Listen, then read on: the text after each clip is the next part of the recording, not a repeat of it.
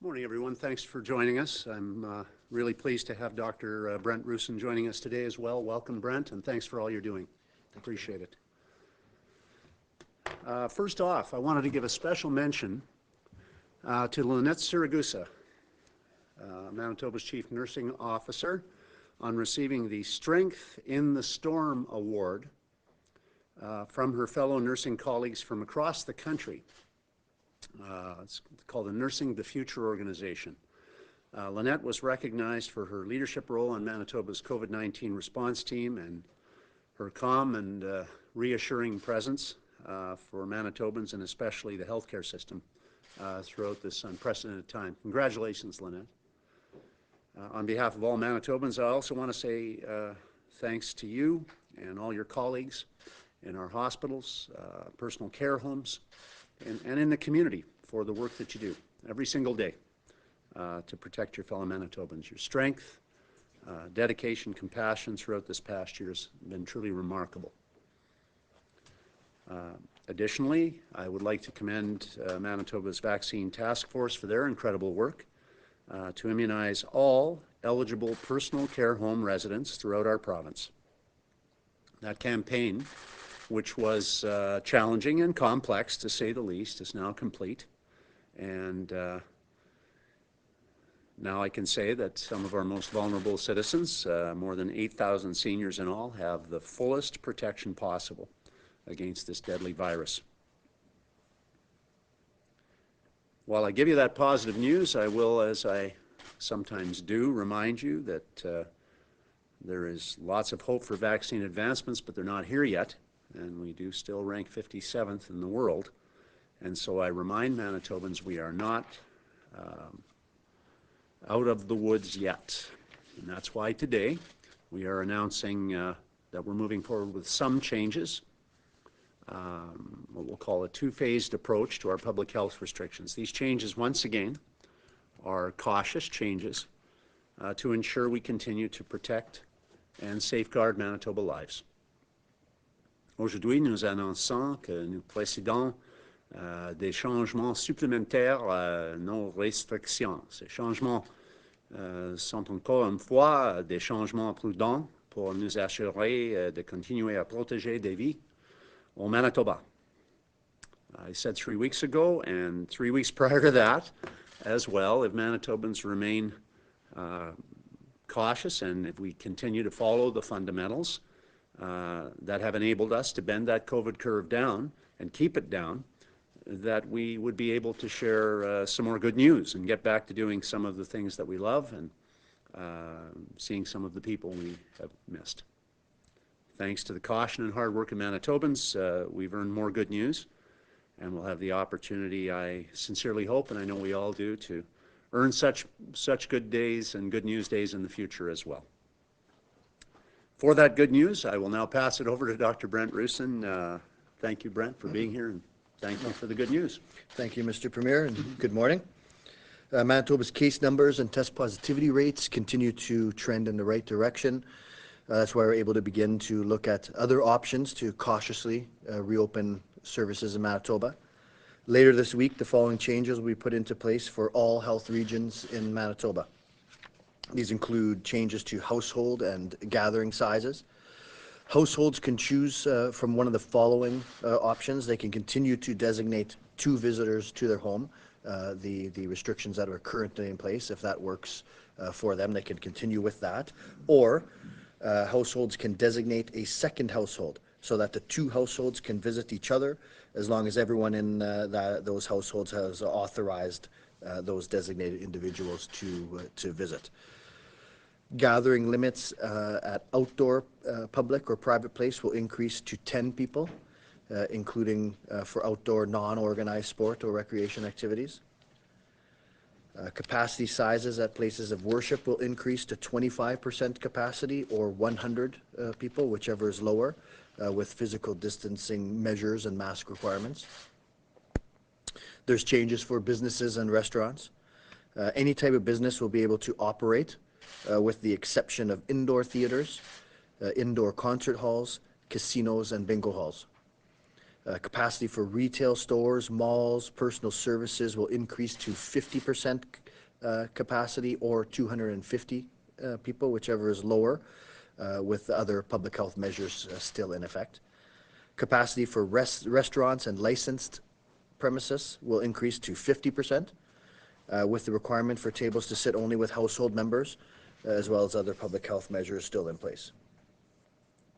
Businesses other than casinos can resume operating video lottery terminals with physical distancing measures or non-permeable barriers in place.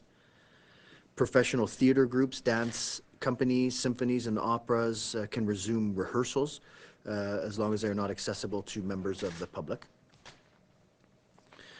We have some changes for recreation and fitness. Day camps for children can operate at 25% capacity with public health measures in place. Indoor recreation and sporting facilities such as gyms, fitness centers, rinks, courts, fields, ranges, studios, clubs, pools, and centers can open at 25% capacity with public health measures in place for any spectators, common areas, and locker rooms. The requirements for individual training or one-on-one instruction have been removed. Note that gyms, fitness centers, and pool users must continue to wear a mask while working out and in all areas of the facility, with the exception, of course, of somebody who is in a swimming pool. Dance, theater, music facilities can open for 25% capacity, and again, the requirements for individual instruction have been removed. Indoor recreation facilities such as arcades, go-kart tracks, children facilities can open up at 25% capacity with physical distancing measures in place.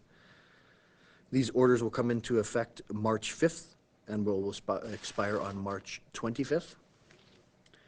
Later in March, we'll continue to evaluate whether we can stay at this level or continue to cautiously reopen. Looking ahead, we know that many Manitobans will be beginning to make their Easter and Passover plans. With these changes, people will be able to celebrate with another household. Well, I understand that this is not how we all wish to celebrate. It is more than what we were able to do at this time last year, and still necessary to continue to keep the transmission of this virus down. We shouldn't interpret these reopenings as a reduction in our risk. You know, we were at this place before. We know that if we let our guards down, we're going to see transmission of this virus again. So we all have to be on guard, continue to practice those fundamentals. We still have a number of individuals in intensive care and in the hospital, and we know that as we see increased transmission, we start increasing the demands on that healthcare system. We know that there are variants of concern throughout Canada and have been detected in Manitoba. We know that these variants spread more easily, which could quickly increase our case numbers and again put demands on our healthcare system. So with these variants of concerns, we know that the virus itself is still circulating Manitoba. We need to continue with our fundamentals. So we need that bit more mask wearing, more physical distancing, definitely more staying at home if we're ill, even if we're mildly ill. Very important, even mild symptoms can be COVID, so we need people with mild symptoms to stay home, get tested as soon as possible. But these are those fundamentals that we need to follow as we move forward. This is not a return to normal, but it is a sign that as we continue to follow the fundamentals, as our case numbers continue to decline, we can ensure access to businesses, activities, and services that make our lives better. We need to continue to avoid those activities that are known to cause the greatest risk: crowded places, closed spaces, and close contact settings. This will keep the spread of COVID-19 down as we continue to immunize some of the most vulnerable Manitobans. We're getting closer, but we still have more work to do. So thanks again to all Manitobans. Thank you, Mr. Premier. I'll pass it back to you. Thanks very much, Doctor. Our number one priority is in the face of this pandemic, and always, is protecting the health and well-being of vulnerable Manitobans. We're going to continue to focus on that, and in so doing, protect our healthcare system for others. I would mention as well, we have an important call with the premiers on Thursday on the issues around healthcare that we will be advancing, and I know that Canadians are more aware than ever before of the importance of the wonderful healthcare system and the wonderful people that we have working within it and managing it. We are also focused on creating an environment for a sustained reopening of our economy. It is, after all, that economy that pays for that healthcare system, and so we want our business community to safely reopen, and that's in part what today's announcement is about. But it's cautious as well in terms of the changes because we want to sustain this reopening. We don't want to yo-yo back and forth. We want our businesses to be able to be open and to stay open. We have been and we're going to continue to work side by side with all Manitoba businesses to help them do what they do best, create jobs for us, for our families, for our friends, our neighbors, and offer services and products to help us in our lives. But we also know that right now many of our businesses can't do that the way they would like to. And that is why I'm announcing today that we are offering the Manitoba Bridge into Spring grant, an extension of our previous bridge support program, which will be available to all Manitoba businesses, nonprofits, charities that have been forced to close their doors, or demand for their business has been negatively impacted as a consequence of the red public health restrictions. The bridge grant was first announced, a little bit of history here, it was first announced back in November 10th to provide $5,000 up front. In early December, we expanded the program to provide up to $5,000 in direct financial support as well to home-based businesses, not just brick-and-mortar businesses, but home-based businesses as well. And as the red orders, public health orders, were extended into the new year, we announced a second payment, bringing it up to a total of $10,000 in direct financial support. Today I'm announcing an additional $5,000. On January 12th, we extended the application deadline, expanded the eligibility criteria and protection to even more small businesses through the current public health orders, businesses such as hotels, resorts, lodges, outfitters, travel agencies, janitorial services companies, licensed owner-operator, passenger transportation businesses were all included as well. To date, this program has supported more than 14,000 Manitoba businesses, nonprofits, and charities. There's a total to date of over $135 million of support. But we know our small businesses are important to us, and we know the people who operate them and work in them are important to us too. And that's why these programs were designed to assist. This announcement today means an additional $5,000 for all eligible applicants to support them through this next phase of public health restrictions where they can't open as fully and operate as fully as most of them would like to do. The third payment for businesses and organizations who've already qualified or received support could be processed as early as March 5th, this Friday.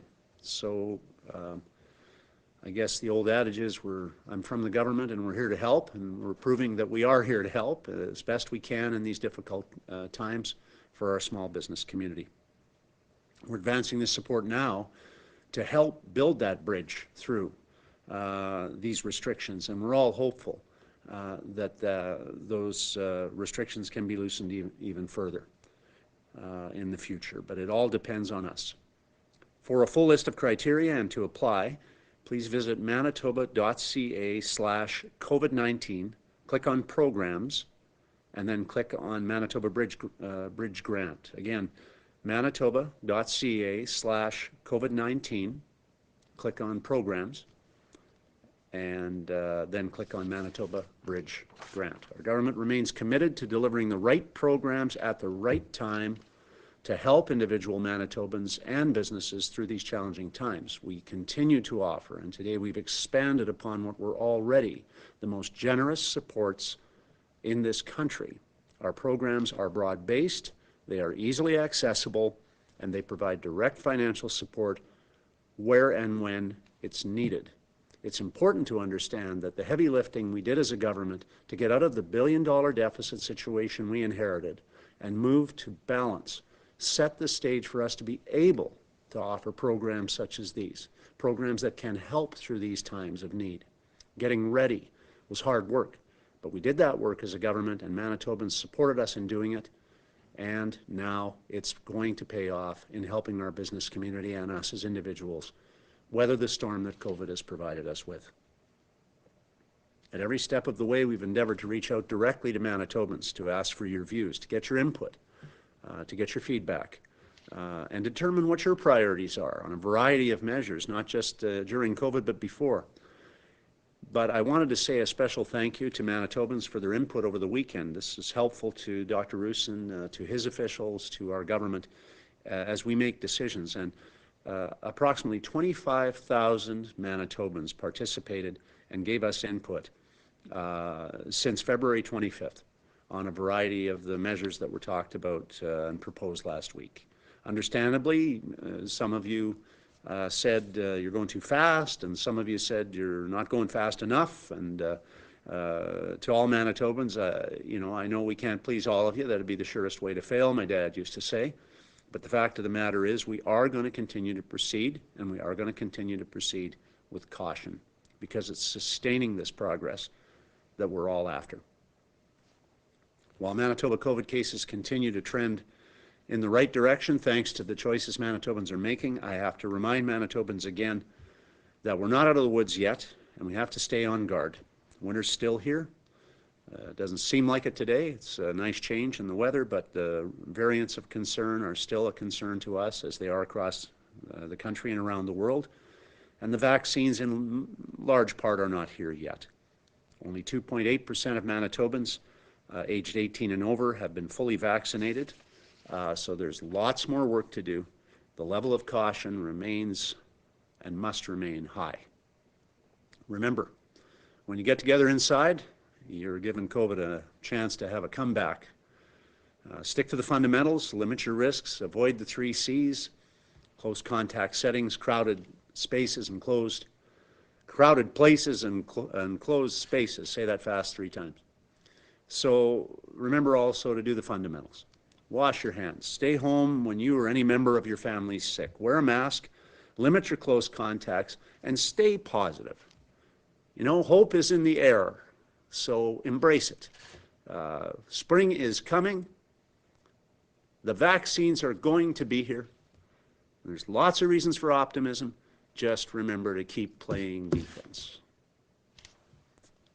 Happy to take your questions, Brent, and I would be happy to entertain any questions you may have. Thank you, Mr. Premier.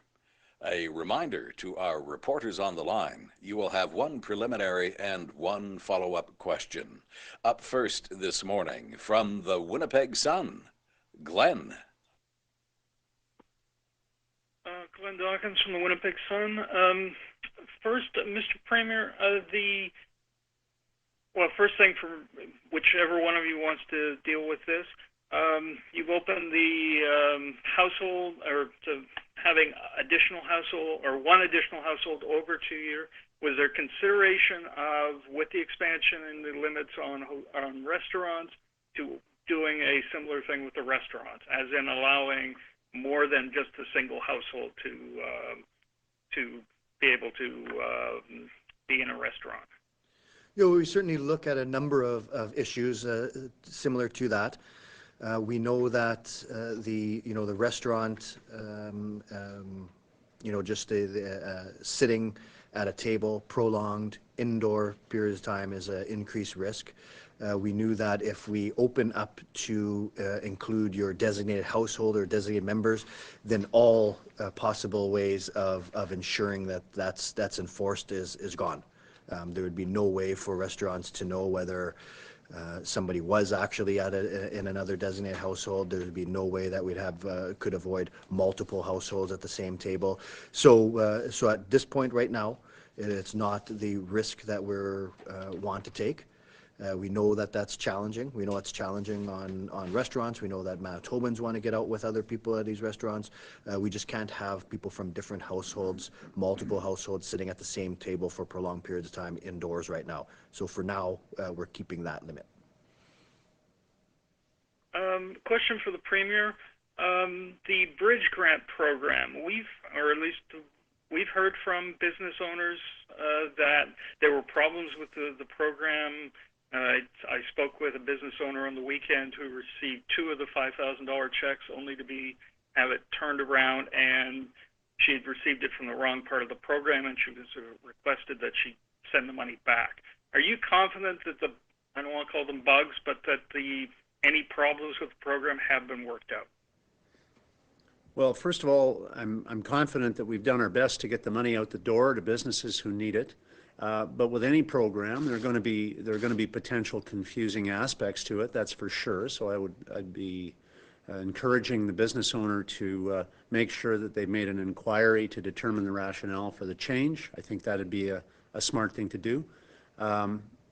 You know, we have a really, really diverse small business community, Glenn, as you well know. So, you know, the program, you can't have a program that hits every single business, I don't think. We're trying to get the money to those that are hurt by COVID the most, and that's what we've been doing over 11,700 times. So, you know, I just encourage that person to follow up and get answers to the questions about eligibility. From CBC Radio Canada, Matthew. Hi, my first question is for the Premier. How do you plan to deploy the Astrazeneca vaccine? My first answer will be Brent's answer. Yeah, so the Astrazeneca vaccine, it's a welcome addition to the vaccine repertoire that we have.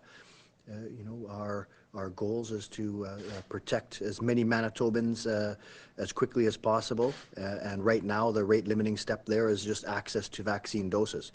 And so for the specifics, I'll let the vaccine task force discuss that, but it's a welcome addition for sure. And how do you plan to check if the household will respect either the 2 designated person or the mutually designated household?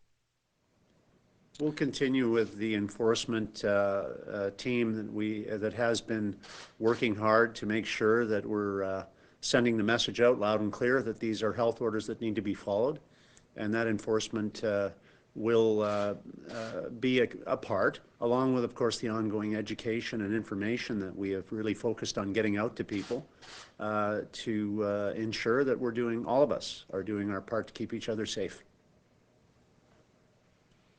From CBC Manitoba, Bart. Hi, Dr. Roussin. Here's an old one, but a good one, or maybe not a great one. When are we going to see some forward-looking projections now? Clearly, you've stated we're in our second lowest of the 4 potential scenarios in the recent past. That gives you confidence to go ahead. There are a lot of factors here, but when can we see where we may be going now that we have at least a modest vaccination timeline and low indicators? Yeah, and so that's the modeling right now is being done to work in the effects of the vaccine. I don't have a final product on that. You mentioned what we're currently tracking on is the second from best scenario, or those 4 scenarios that we've shown. And so if we continue along that trend, we're going to see continued declines in case numbers. Again, there's that significant lag in, say, ICU numbers that we see with this. And if we start having you know, less adherence to these public health restrictions, then we're going to start bumping up levels. So it's difficult to predict what the effects of these orders will have, because it all depends on the actions of Manitobans. But moving forward, if we continue on our trend, we see continued numbers going down. If we have the variant of concern take a foothold, then of course it shifts all of those trends to the left, and we'll see a growing number of cases. And then of course we're waiting now to see some modeling on vaccine and anticipated vaccine uptake and delivery, and we'll provide that when we can.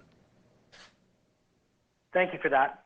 The next one's for Mr. Premier. Mr. Premier, I'm assuming that this next tranche of bridge grants will use up tens of millions of dollars more than the $200 million allocated.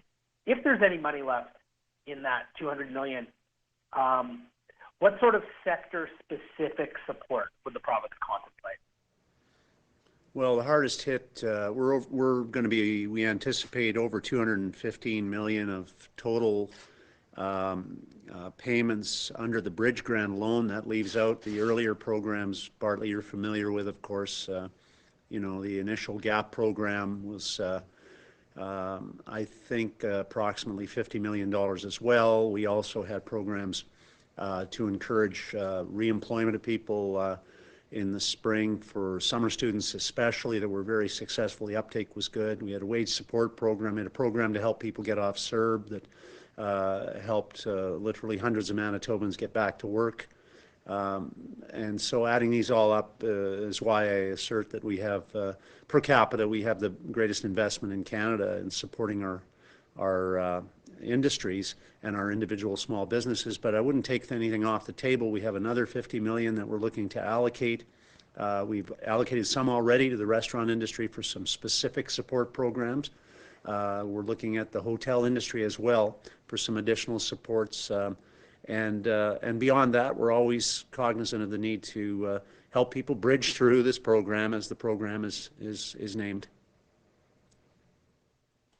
From the Canadian Press, Steve. Oh, hi, Dr. Roussin. I just want to double check. We're just going through the written material that's been handed to us.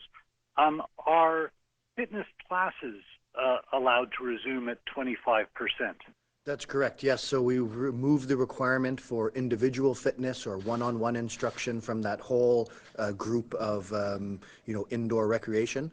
So it's now the 25% capacity, the mask rules, the physical distancing rules, but there's no longer a requirement for one-on-one instruction or individual fitness. Okay, and can you tell me if there are any differences between what was proposed last week and what is being enacted March 5th? And if not, what the second phase of this two-phase reopening might look like? So yeah, the only substantial difference was the mask rules regarding the indoor recreation. We had contemplated possibly while people were exercising to not require the mask, but we decided to keep that in at this point. We originally floated these proposals to Manitobans to potentially take place over two phases. As we look at our numbers and the trends going down, we felt that they would safely fit into this round of orders. And then in that, in the next number of weeks, we'll again reassess things to see if there's anything else that's in order. Steve, there's also some considerations we have to be real about. We all know that we really didn't have a first wave and that we were hit really hard in October and November of last year, and we know that started around the time of Thanksgiving. We have to remember Easter's coming and spring break, Passover. These are traditionally times when we like to get together. We're going to have to remember the lessons of last fall as we move forward into the next few weeks. I think that's really critical, and I think it's important that all of us remind each other that although it's great to get outside and run, like I know some of us like to do, it's a lot better and healthier for us to do that as opposed to getting together in groups inside. So that reminder is just an admonition to keep on the horizon that we're going to be playing defense for a while yet. From CTV Winnipeg, Michelle. Hi, Dr. Roussin. I'm wondering why or if you're looking at the interprovincial travel restrictions with the isolation upon arriving in Manitoba. I know it's not in this one, but would that be something that you would consider for the next round? Well, we look at review all these orders over time. Right now, our concern is the variant of concern, and we know that there's a community transmission of this in other jurisdictions in Canada. So, and we know that if that took a foothold in Manitoba, it sets our plans back. So we want to be cautious with that. I do note that Our variants of concern that we have detected in Manitoba so far are coming from international travel. We're not seeing a lot of cases related to domestic travel, so we are looking at that. But we have to be cautious with the, the upcoming, travel seasons of spring break. This was a significant factor in the first wave for many jurisdictions where they saw a lot of travel during spring break. So we're going to still be cautious with this, but we definitely are reviewing it.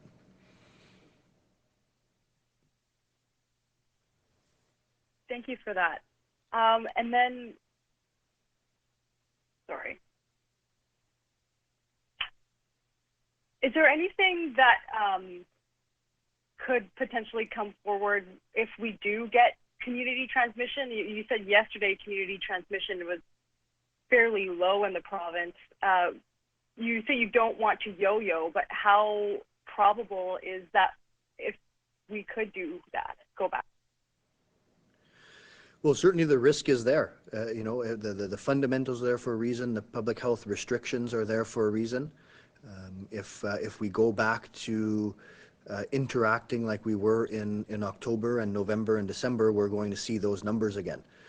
We're in a bit of a race now for the nicer weather, for receiving more and more doses of vaccine.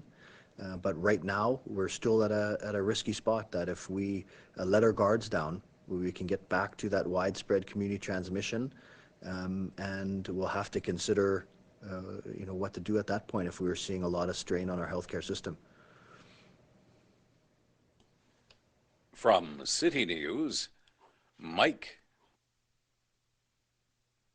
Good morning, Mike. On the City News, it's the 1-year anniversary of the first case in Manitoba.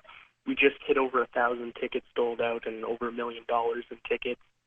Is this, I don't know if there was a projection for this, but is this where we expected to be at this point? Is this too much? Does the province need to do more with their messaging?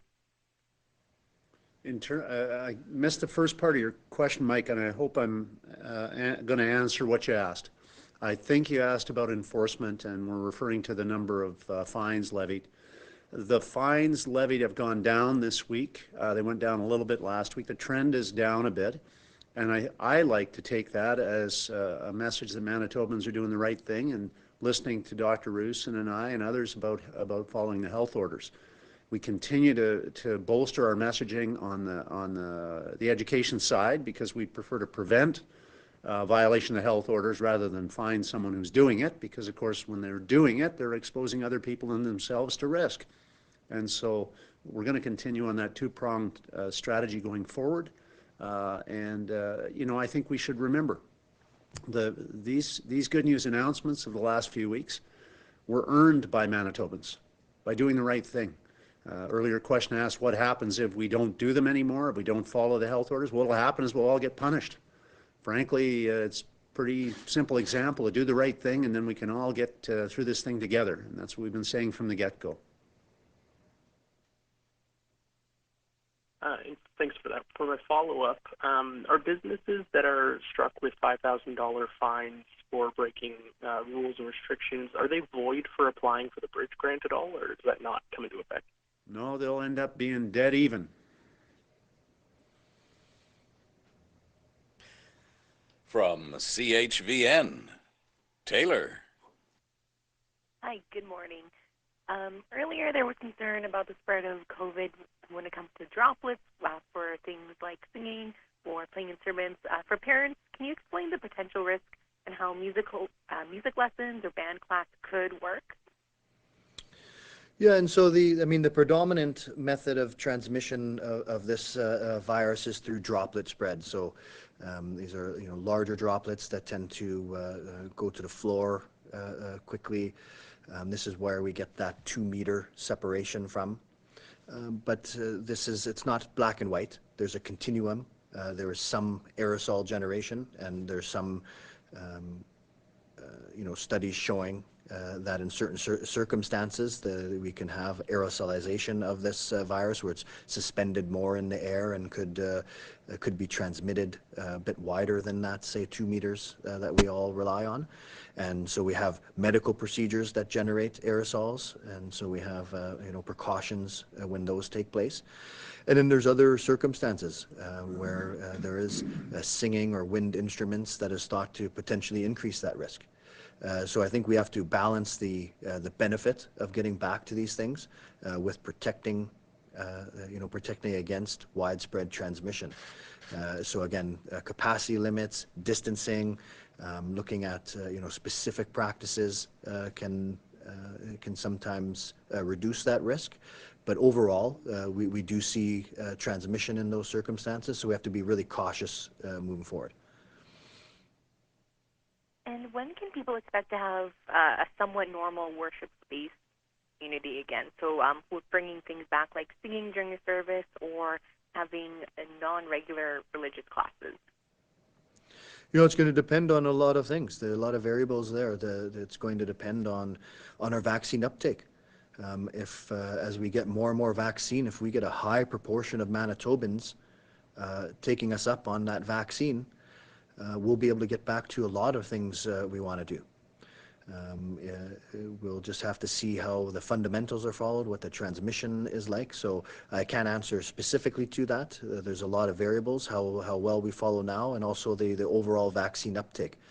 But time will tell us where we'll get back to those type of things. Thank you. From the Winnipeg Free Press, Danielle. Hi, good morning. My question is both for the Premier and Dr. Roussin.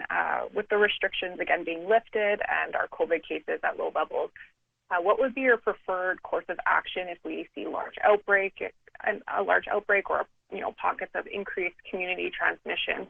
Would you be in favor of issuing short lockdowns in affected regions to contain the spread, or would you be prepared to deploy mass rapid testing in some communities? I guess what public health interventions would you want to see? Yeah, so we have a number of approaches to this, and so definitely when you have lower numbers, we can do very thorough contact tracing, have cases and contacts isolated.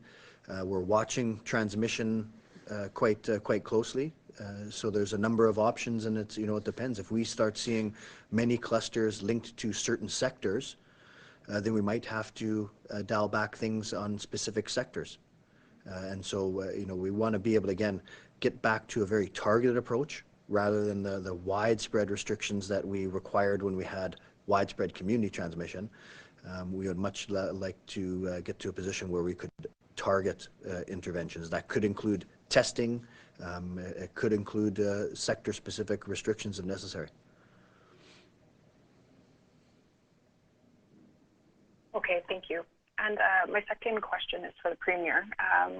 Representatives from all three political parties in Manitoba have written an open letter to you and to the opposition leaders expressing concern about using the rules of the legislature to score political points in a way that undermines democracy. So what is your response to this letter, and will you and your government take it to heart?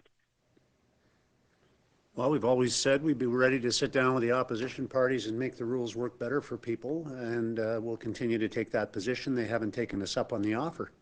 I can only tell you that some of the factual errors in the assertions have to be addressed, and I will do that now. First of all, the NDP opposition blockaded the legislature during a global pandemic last spring, and so the argument that we're introducing too many bills is answered by that, I guess. Frankly, the work of government goes on, and in fact, the NDP did introduce more bills historically than we're introducing this year in the past, including in the year that they brought in the PST hike after promising they would not.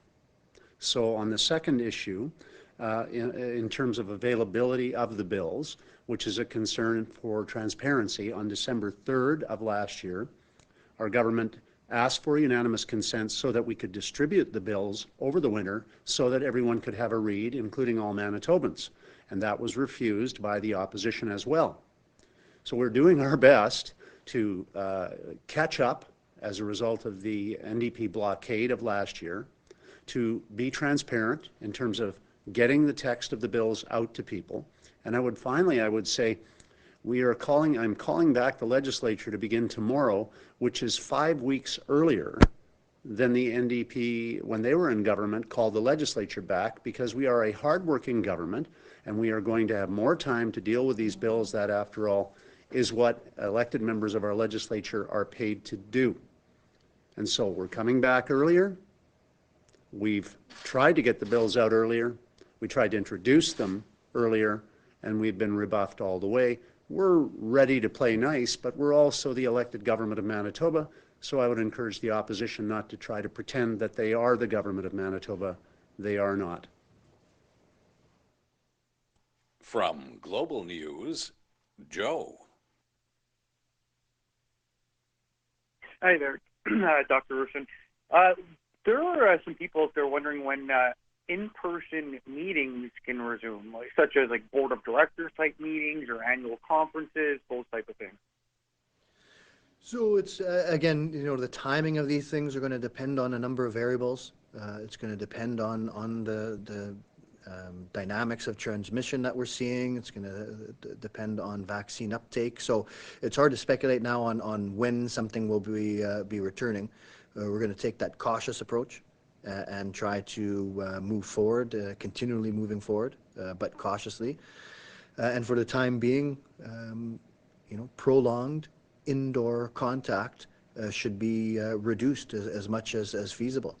And so, as time goes by, we'll be able to update Manitobans on what the proposed loosenings are, but it's hard to predict when that will occur. And do other businesses and indoor rec fall into the same category as restaurants, like that household only rule? So what's going to be required there is that physical distancing is going to be required within the 25% capacity, but of course members of the same household would not have to distance from each other.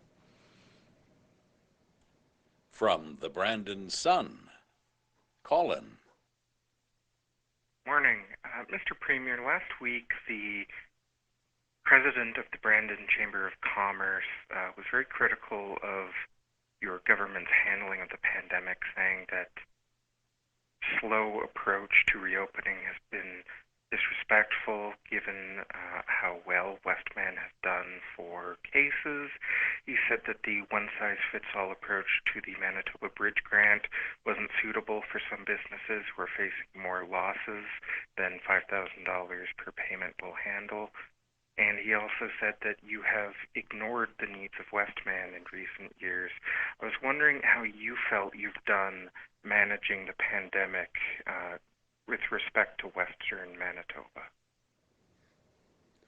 Well, I can only say that as a former Chamber of Commerce president, I would sympathize with the frustration of small business people and recognize that a chamber president might want to express frustration about the nature of a pandemic and its effects on businesses. But I would also like the chamber president to acknowledge, in fairness, that we have created a greater climate for the profitability of small businesses prior to this pandemic than existed before, that we have led the country in reducing unnecessary red tape, that we've enhanced the supports for our business community, that we've reduced taxes for our small business community, including the tax on services and on businesses themselves. We've also advanced a variety of agenda items to help our small business community prosper, and we have been leading the country in most categories of attracting new investment to our communities, which of course is good for the businesses that are here as well. So, in fairness, I would ask for that balanced perspective, and I understand the frustrations very well as a former small business person myself. I understand that we want to get reopened, but I also understand, and I know the Chamber President does as well, that we want to save lives. And Dr. Roussin's estimates have us saving well into the thousands of lives because of these things. So it's in no one's best interest to lose customers with a rapid reopening. It's in everyone's best interest to protect one another with a measured, cautious approach to recovery, and that's exactly the approach we'll continue to take. Is your government considering any supports for businesses for which $5,000 won't make the difference between them staying open and closing? You could say that we are supporting small businesses better than any other province, and you'd be right. You could say that we've made the right programs available at the right time, and you'd also be right. You could say that we're not giving every business back the profits that they wouldn't get because of COVID, and you'd also be right in that. COVID has caused losses to our companies throughout the province and to the people of the province that we'll never make back, into the millions, hundreds of millions of dollars. And no government treasury, including the federal treasury, can make everything whole again. That being said, we're doing our best to bridge through these difficult times and come through in a way that allows us to spring forward in terms of our recovery, as we are predicted to do by some of the leading financial evaluators of economic recovery. The analysis shows that Manitoba will be among the leaders of all Canadian provinces in terms of recovery. Part of the reason for that is the supports we put in place, and we were able to do that because of the work we did in the first 4 years of our government to make sure that we stabilized our province's finances. There was a time when we had billion-dollar annual deficits. There was a time when our credit rating was going down. Those times are gone. And so, yes, we'll have a higher deficit this year because of COVID, but without COVID, we would have been in surplus as a province and able to do more to support our most vulnerable citizens in healthcare and education and in social services. We lead the country in investing in healthcare, education, and social services on a per capita basis under this government, and we also move to balance our budget. That's a pretty good accomplishment that has put us in a good position to come into COVID better than most and be able to offer the supports we're offering. Never enough, always frustrated with COVID, no doubt about it, all of us are. But if we stick together, we'll come out of this, and we'll come out of it together more prosperous in Manitoba as a result.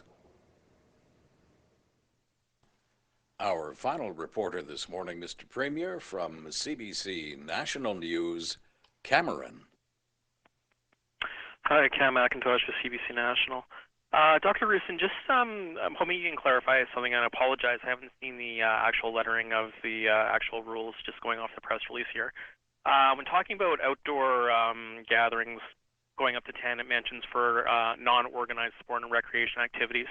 I'm wondering on the indoor side with gyms, fitness centers, rinks, courts opening up, does this potentially allow the return of organized team sports?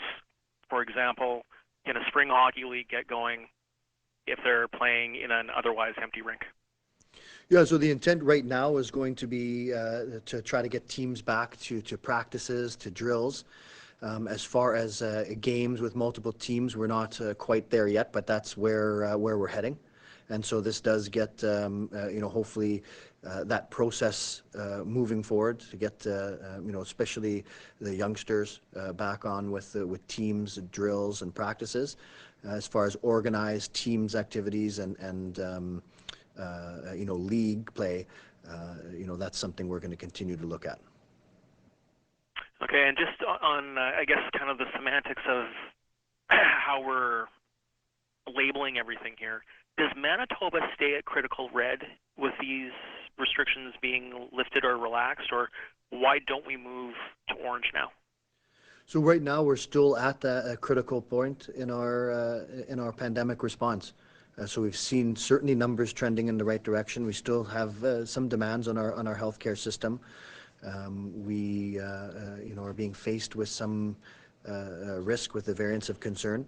So right at this iteration, we're going to continue to have the entire province at red. As we move forward, we'll continue to look at our pandemic response system and whether we want to approach a regional approach again, or whether we'd be in a position soon to change that level. But as of right now, we're remaining at critical. I want to conclude by thanking Dr. Roussin again. Again, congratulations, Lynette Siragusa, for that well-deserved acknowledgement. I wanted to also acknowledge and encourage the Mayor of Winnipeg in moving forward on an anti-racism initiative. This is something that we have been working on very hard at the provincial level. We introduced an anti-racism strategy in tandem with our workplace safety initiatives to combat harassment and bullying in 2018, and we're continuing to enrich those strategies that we've introduced within our provincial civil service, but it's nice to see a mayor taking leadership on this important issue. Thanks, everyone.